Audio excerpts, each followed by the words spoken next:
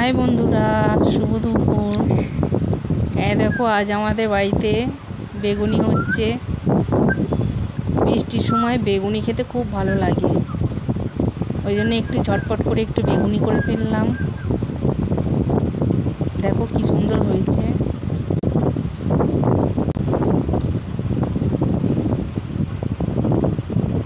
গরম গরম বেগুনি খেতে সবারই ভালো লাগে। দেখো কি সুন্দর বৃষ্টি হচ্ছে আজকে। এই বৃষ্টির দিনে খিচুড়ি আর বেগুনি খেতে কিন্তু সবারই মন চায়। কার কার বাড়িতে আজকে এই বৃষ্টির দিনে খিচুড়ি হয়েছে একটু কমেন্ট করে বলো। দেখো কি সুন্দর আজকে বৃষ্টি হচ্ছে, সকাল থেকে বৃষ্টি ঝরছে।